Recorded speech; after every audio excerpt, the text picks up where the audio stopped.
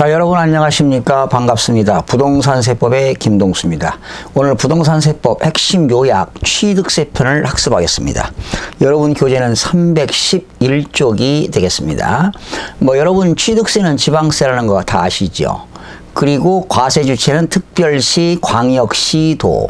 그리고 취득세는 납세의무자가 스스로 신고하고 납부하도록 되어 있죠. 취득일로부터 60일 이내에 신고 납부하도록 되어 있습니다. 신고 납부하지 아니하면 가산세 20% 붙죠. 일반 무신고 가산세 20%가 부과가 됩니다. 자, 그러면 핵심 요약 여러분 교재 311쪽 취득의 구분이 나와 있네요.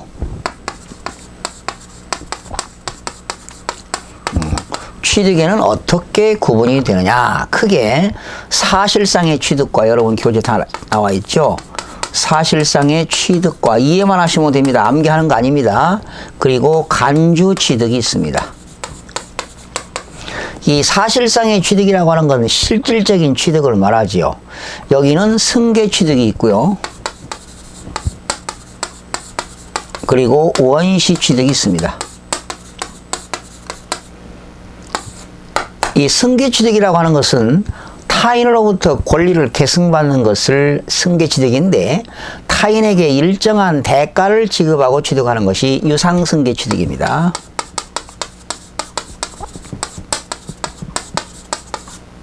유상승계취득.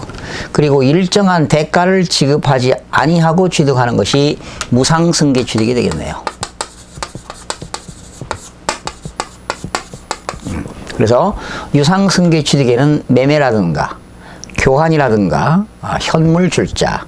현물 출자라는 것은 현금 이외의 재산을 출자하는 것을 말합니다. 그러나 무상승계 취득에는 상속이라든가 증여라든가 기부 이런 것들이 무상승계 취득이 되겠습니다. 원시 취득이라고 하는 것은 타인으로부터 권리를 계승받는 것이 아니라 최초로 취득하는 것이 원시 취득이 됐습니다. 즉 처음으로 취득하는 것이죠. 예를 들면은 이런 거 1번 책에 나왔죠. 공유수면 매립에 의해서 바닷가라든가 하천을 매립해서 토지가 조성되었다. 토지가 생겼죠. 원래 토지는 생산이 안 되니까 부정성입니다. 부정성. 그런데 공유수면 매립에 의해서 토지가 조성되었다. 원시 취득입니다. 그런데 공유수면 매립에서 간척에 의해서 토지를 조성했는데 전답이라고 하는 농지를 조성하게 되면 취득세를 면제합니다. 두 번째, 건축물을 개수했습니다. 개수했다는 건 이제 수선했다는 거지요. 건축물 대수선으로 인해서 가격이 증가되었다면 이것도 취득으로 의지합니다. 그 다음에 세 번째, 선박의 건조입니다. 배를 만들었죠. 이런 것들도 원시 취득이 되겠고요. 네 번째, 차량이라든가 기계장비, 항공기를 제조하고 조립했다. 이것도 원시 취득이 되겠습니다. 그러나 만약에 어느 자동차 회사가 자동차를 제조했다면 그건 원시 취득이기 때문에 취득세를 과세하지 않습니다. 누구에게 과세하느냐? 승계 취득한 사람에게 과세합니다. 결과적으로 실수요자에게 과세한다는 것이죠. 거기 차량, 기계장비, 항공기, 주문에 의하여 건조되는 선박은 승계 취득의 경우에 한하여 과세한다. 원시 취득은 과세하지 않습니다. 다섯 번째, 강어권, 어권. 일정한 광구에서 광물을 채굴할 수 있는 강어권, 일정한 수면에서 업을 할 수 있는 권리, 어권인데요. 이러한 것들은 출원에 의한 원시 취득은 취득세를 면제하고요. 강어권과 어권을 타인으로부터 승계받는 경우, 돈 주고 사는 경우에만 과세가 되겠습니다. 강어권, 어권은 승계 취득 시에 과세한다. 여섯 번째, 민법상 시효취득입니다. 민법 245조 규정에 의해서 부동산이나 동산을 타인의 부동산이나 동산을 오랜 기간 동안 평온 공연하게 점유하고 있다면 취득으로 인정하는 것입니다. 부동산은 몇 년일까요? 20년. 동산은 10년이 되겠습니다. 그러니까 미등기된 부동산을 20년 동안 점유했다. 동산을 10년 동안 점유했다면 취득으로 인정해서 이것이 민법상 시효취득인데 원시취득이 되겠습니다. 자, 넘기시면 간주취득인데요. 간주취득은 의제취득입니다. 간주하겠다는 거지요. 사실상의 취득은 아니지만 취득으로 보겠다는 것입니다. 예를 들어서 1번 사실상 토지의 지목이 변경되었다. 토지 지목 변경으로 가액이 증가되는 것도 취득으로 의제합니다. 건축물 개수, 건축물 개수입니다. 건축물 개수로 인해서 건물 가격이 증가되었다면 이것도 취득으로 의제합니다. 취득으로 의제합니다. 그러나 여러분 앞에서 원시취득은 건축물에 의한 건축, 건축물에 의한 건축은 새롭게 짓는 걸 뭐라고 하지요? 신축. 연면적을 증가시키는 것, 증축. 헐고 짓는 것은 개축. 천재지변에 의해서 멸실돼 가지고 다시 짓는 것은 재축이 되겠죠. 그리고 건물 옮기는 건 이전인데 이러한 건축은 원시취득이 되겠고요. 건물을 수선해서 가격이 증가되는 것은 간주취득이 되겠습니다. 차량과 선박 기계 장비를 종류 변경으로 가격이 증가되었다면 이것은 간주취득이 되겠습니다. 또 과점주주의 주식 지분 취득인데요. 이때 주식은 비상장법인의 주식이고요. 비상장법인의 주식을 50%를 초과해서 주식을 가지고 있는 사람을 과점주주라고 합니다. 거기 이 과점주주는요. 그 비상장 주식이 하나인데 반드시 설립시의 과점주주는 제외됩니다. 설립시의 과점주주는 제외된다. 다시 한번 그 과점주주 납세의무자가 나오는데요. 한번 볼까요? 우선 취득세 과세상이 나왔습니다. 취득세 과세대상. 어느 걸 사야 취득세를 낼까? 지방세법에서 열거하고 있습니다. 취득세는 실질과세지요. 신고 여부에 관계없다. 등기 여부에 관계없이 사실상 취득을 하게 되면 취득세를 내야 됩니다. 열거주의 과세입니다. 대상은 토지, 건축물, 차량, 선박, 항공기, 기계장비, 임목. 형태가 있는 것은 7가지가 있습니다. 유형, 형태가 있는 거. 그리고 무형. 무형에는 6가지가 있죠. 무형에는 뭐 골프 회원권, 승마 회원권, 콘도미니엄 회원권, 종합체육시설 이용권, 요트 회원권, 강화권, 어권. 그래서 열거하고 있어요. 13가지를 열거하고 있습니다. 형태가 있는 유형에는 토지, 건축물, 차량, 선박, 항공기, 기계장비, 임목. 임목은 20개 집단이죠. 무형은 강화권, 어권, 골프 회원권, 콘도미니엄 회원권, 종합체육시설 이용권, 승마 회원권, 요트 회원권. 끝에 권자 들어가는 것이 되겠습니다. 그런데 강화권, 어권은요, 출원에 의한 원시취득은 취득세를 면제합니다. 승계 취득시만 과세한다는 것 기억하시고요. 차량과 기계 장비, 선박, 항공기는 제조 조립에 의한 원시 취득은 취득세를 과세하지 않습니다. 승계 취득했을 때 실수요자에게 과세합니다. 임목입니다. 20개 집단이죠. 지상의 과수. 그러나 묘목이라든가 어린 나무들, 그리고 임시로 심은 가식한 나무 또는 벌채된 상태의 원목, 이런 것들은 대상이 아니고요. 20개 집단을 말합니다. 임목에 관한 법률이 있죠. 회원권은 골프 회원권, 승마 회원권, 콘도미니엄 회원권, 종합체육시설 이용 회원권, 요트 회원권, 이런 것들이 취득세 과세 대상이 되는 것입니다. 이런 거 암기하지 마시고요. 지금 출제 문제는 순수한 암기가 아니라 다양한 응용 문제가 출제되고 있습니다. 자, 그러면 이 정도 하고 납세 의무자로 넘어가 보겠습니다. 자, 취득세 납세 의무자입니다. 뭐 간결하게 끝났네요. 10분 동안에 취득의 구분과 취득세 과세 대상에 대해서 간결하게 살펴봤고요. 이제 취득세 납세 의무자입니다.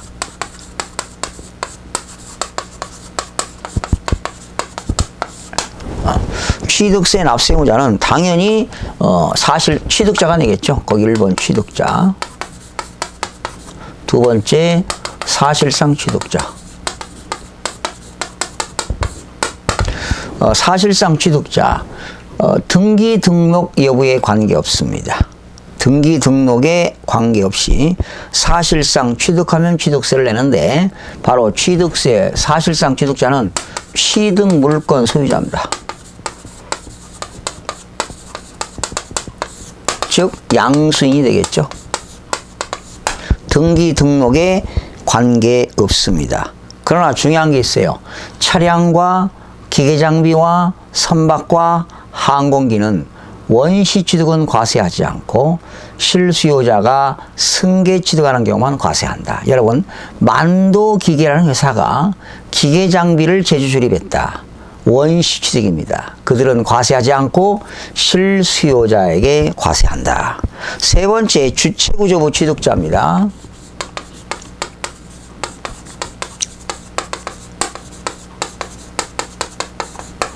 여기 상반되는 것은 보조구조부 취득자입니다.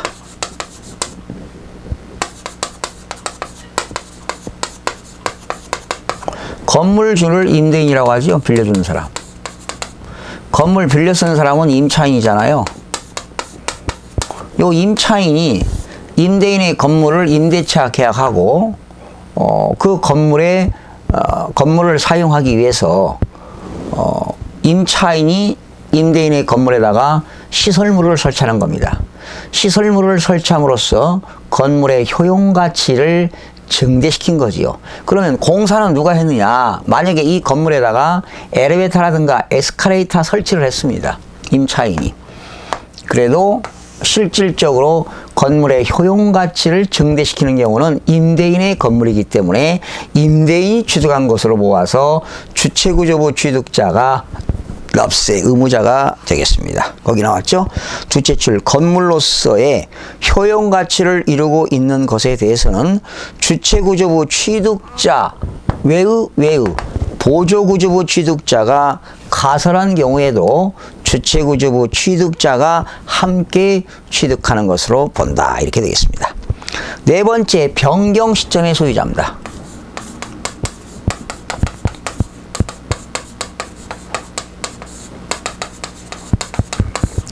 변경 시점의 소유자. 선박이라든가 차량이라든가 기계장비의 종류 변경으로 인해서 가격이 증가되었다면 간주취득으로서 그 변경 시점의 소유자가 납세 의무자가 되겠습니다. 토지의 지목 변경 역시 간주취득이죠.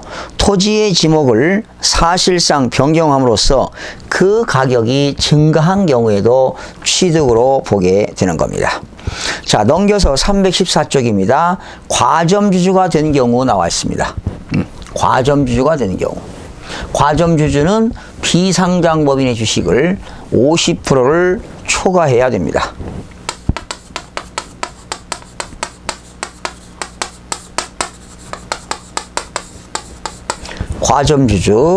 과점주주는 비상장법인의 주식을 50% 초과해서 주식을 가지고 있는 사람인데요. 중요한 것은 설립 시 과점주주는 과세 대상에서 제외됩니다. 거기 나왔죠? 법인 설립 시 발행 주식 또는 지분을 취득했다. 설립 시 과점주주는 과세 대상에서 제외되고요. 그 주주가 그 법인, 비상장 법인의 주식을 신압으로 주식을 사가지고 50%를 초과해야 과점주가 되는 거죠. 최초의 과점주주입니다, 여러분. 그러니까 만약에 내가 주식을 20% 샀습니다. 또 10% 사서 30%가 됐어요.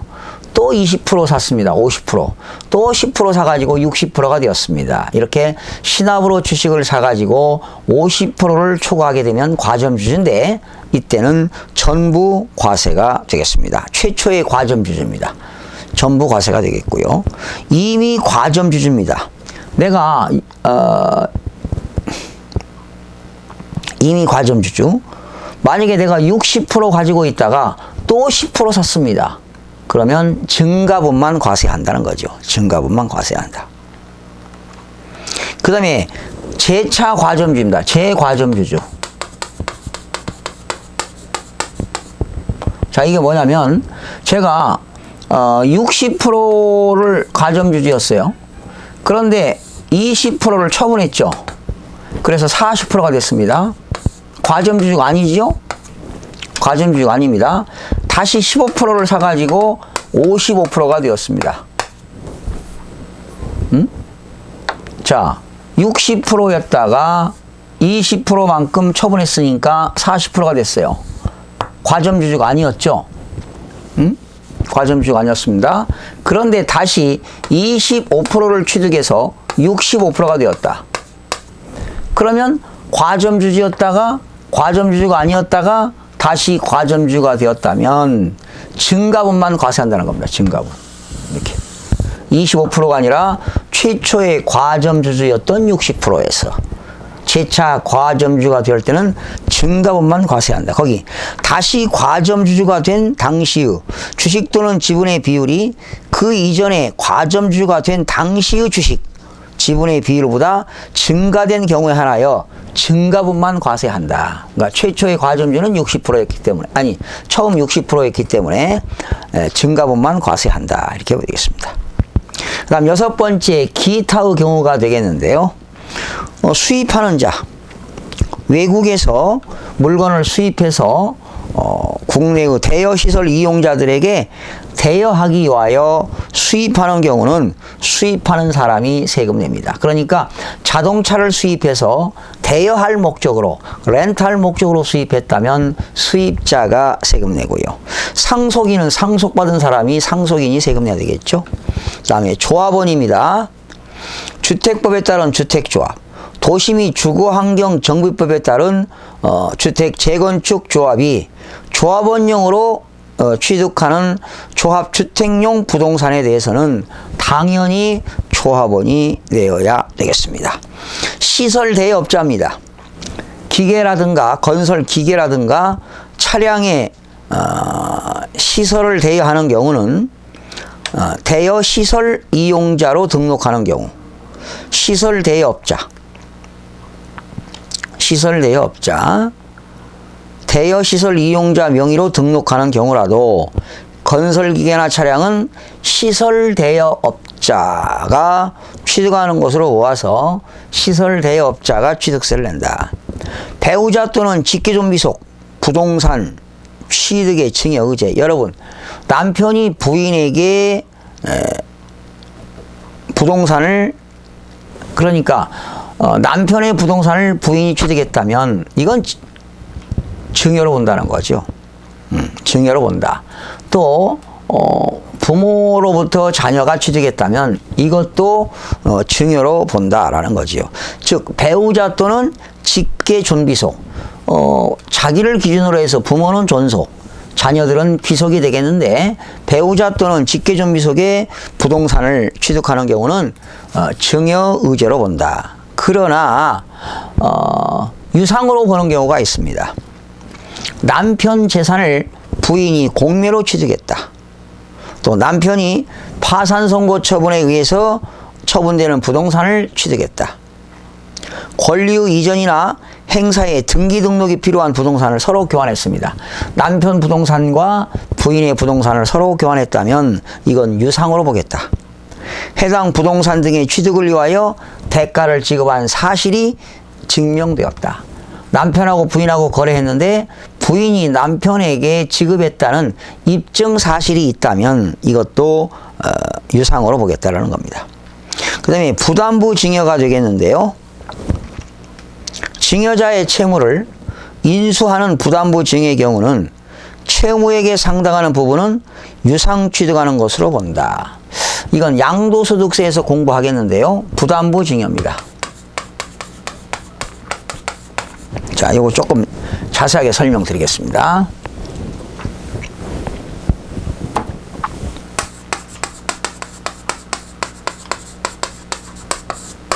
이 부담부 증여라고 하는 것은 증여자의 채무를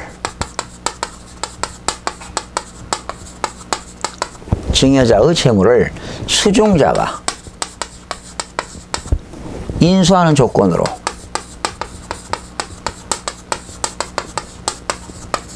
증여하는 겁니다. 자, 여기 은행이 있고요. 여기 갑이라는 사람이 있는데, 갑이라는 사람이 건물을 담보로 제공하고 돈을 빌려왔습니다. 그러면 갑은 은행에서 지금 돈을 차입했어요. 빚졌죠? 뭐 한 1억 빌려왔다고 합시다. 근데 이때 갑이 가지고 있는 건물을 을에게 증여하는 거예요. 건물 3억짜리를 증여하는 겁니다. 그러면 을이라고 하는 것은 3억을 증여받았죠. 그런데 갑이 은행에서 빌려온 돈 1억이 있는 거지요. 이때 얘는 증여자입니다. 증여자가, 야, 내가 너에게 건물 줄 테니까 내가 빚진 걸 네가 좀 대신 갚아라. 즉 증여자의 빚을 수중자, 이 을이라고 하는 수중자가 갚는 조건으로 증여하는 것이 부담부 증여가 되겠습니다. 결과적으로 갑의 채무를 을이라고 하는 수중자가 1억 채무를 인수하는 거죠. 이렇게 채무를 인수하는 조건으로 증여하는 것이 부담부 증여가 되겠습니다. 부담부 증여. 그러면 이때 수중자는 3억에 대해서 얼마 빚 갚아야 되죠? 1억을 갚아야 되니까 결과적으로 2억에 대해서만 증여세를 내는 겁니다. 그리고 3억에 대해서는 취득세를 내는데요. 1억을 내가 갚아주니까 1억은 유상이 되겠고, 유상승계 취득이 되겠고, 2억은 무상승계가 된다는 것입니다. 결과적으로 부담부 증여에 대해서 1억에 대해서는 유상으로 본다, 이런 내용이 되겠습니다. 그 다음에 상속재산 재분할 나와 있는데요. 상속재산 재분할. 당연히 이 상속인들이 내야 되겠죠? 여러분, 상속에는 이제 법정 상속이 있고 협의 상속이 있는데요. 만약에 남편이 사망했다면 민법상 상속 지분은 배우자는 1.5, 자녀들은 지분이 다 1입니다. 그래서 이렇게 법정 상속을 받았습니다. 그런데 이렇게 상속이 된 이후에 상속인들 간의 재산이 증감 변화가 있었다면은 이건 증여가 되겠죠. 그죠? 증여가 됩니다. 그러나 이런 경우 있어요. 남편이 사망했는데 배우자가 다 받았어요. 협의상속. 그런데 자녀들이 있는데 자녀들 중에 빚이 있다 보니까 상속을 포기하는 것이지요. 그러면 그 상속인 자녀가 빚이 있을 때 채권자가 그 아들 지분만큼을 가처분을 합니다. 가처분해가지고 사유행위 취소로 인해서 진정한 명의회복을 하는 경우에는 이건 증여가 아닙니다. 당연히 자기 지분 가져왔으니까 상속인들이 당연히 취득세를 내야 됩니다. 네. 뭐 그런 내용인데요. 한번 좀 읽어보시기 바랍니다. 그러니까 상속인들이 상속을 받고 다시 상속인들 간에 다시 재산을 분할에 의해서 상속 지분이 감소했다면 상속인들로부터 증여받은 것으로 본다, 이런 얘기입니다. 네, 당연한 것이죠. 자, 이 시간에는 취득세 구분과 그리고 취득세 과세 대상과 그리고 취득세 납세 의무자에 대해서 살펴봤고요. 다음 시간에는 취득 시기 그리고 취득세 과세 표준 이런 식으로 학습하는 시간을 갖도록 하겠습니다. 여러분 대단히 수고하셨습니다.